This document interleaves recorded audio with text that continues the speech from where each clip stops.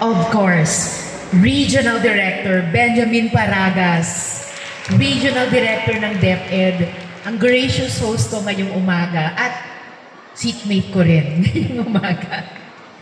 Assistant Regional Director Florante Vergara,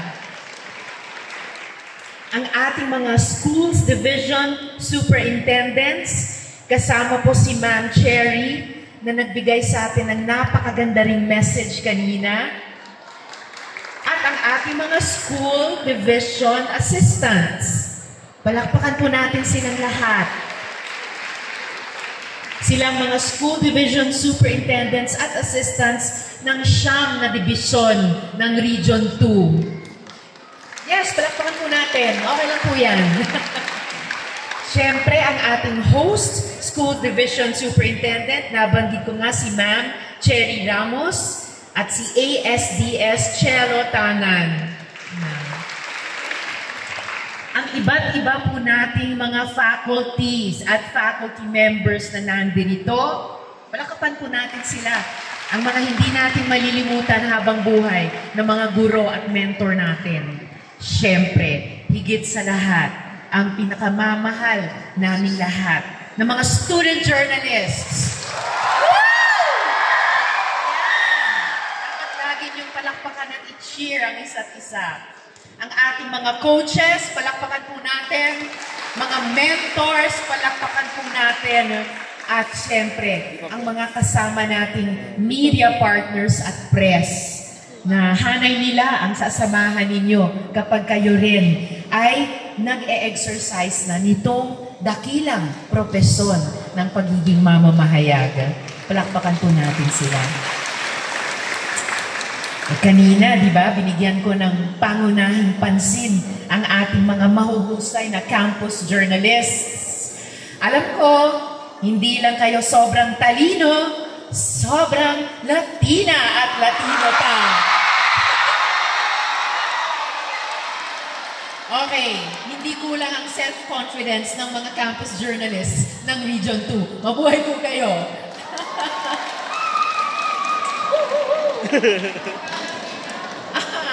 Kayo rin. Mas kayo pa.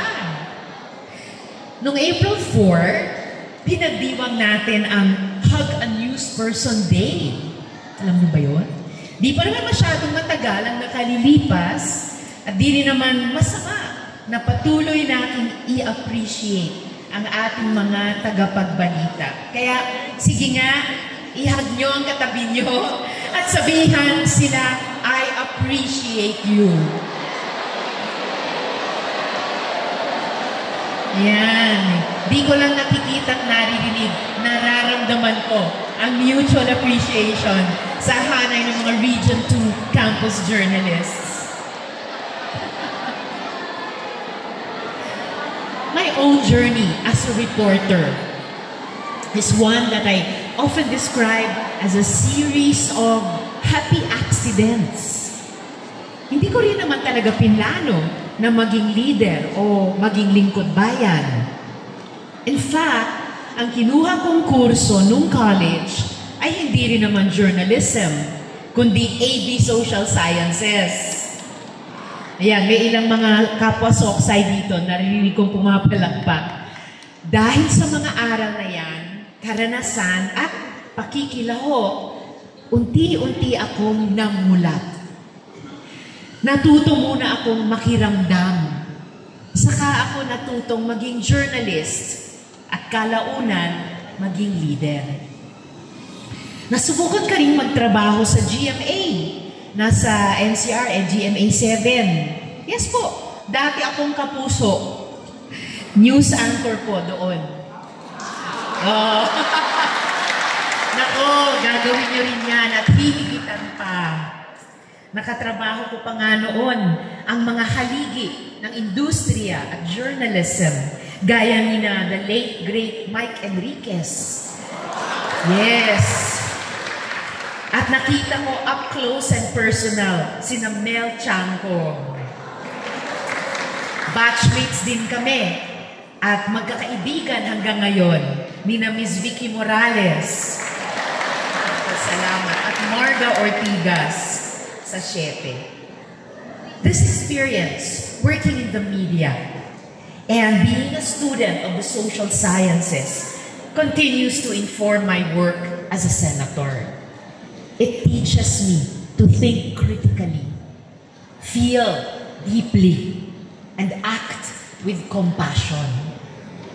We help people see the realities of poverty, injustice, inequality, mental health, and so much more. Kaya sinasabi ko, and I mean it from the heart, you are what this country needs. Kaisa niyo ako sa laban ko para sa katarungan, para sa katotohanan, at para sa demokrasyang mas makikinabangan ng pinaka-vulnerable sa ating lipunan. I hope and I know that you are and will continue to be part of this. Kaya kahit magkakompetensya kayo ngayon sa regional press conference na ito, pero paglabas ninyo sa competition na ito, kayo rin ang magdadawayan. Diba? Yes, we should do. Kaya bago ako magpaalam, ito ang... Dito pa rin naman ako makikinig pa sa inyo. Pero sa punto lang ito, ito sana yung inyong pakatandaan din. Sa pamamahaya, hindi sapat ang pagmamasid at paglilista. Kailangan ang pakikilahok. Sapagkat sa huli, ang totoong layunin ng pamamahaya ay ang serbisyo publiko. Iyan ang puso ng paglilingkod bayan. At iyan din ang diwa ng matapang at malayang pamamahaya. Adyamanan, kada kayo, amin ako. Mabuhay ang malayang pamamahaya. Mabuhay ang Campus Press!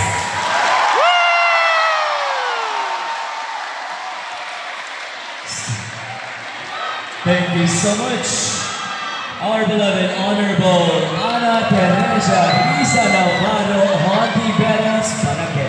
Yes, this is truly a treat to our young campus journalists. Thank you so much, Senator Risa, for inspiring our campus journalists today. And with that, ladies and gentlemen, may we call once again our Honorable Ana Teresa Risa Hontiveros on stage to receive our plaque of appreciation.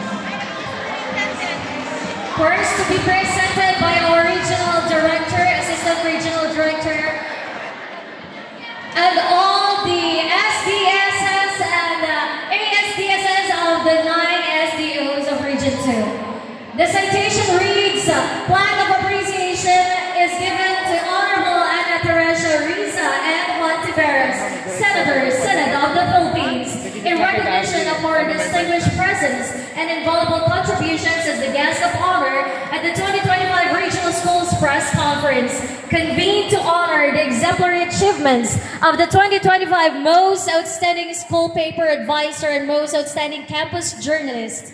We extend our deepest gratitude. Her notable standing, scholarly deportment, and a steadfast commitment to education and to the promotion of journalistic excellence have served as guiding beacon for all in attendance. Given this 7th day of April in the year of our Lord 2025 at Isabela Convention Center, San Fermin, Camayan City. Signed, Benjamin D. Paragas, PhD, CESO 3, Regional Director. Once again, a round of applause.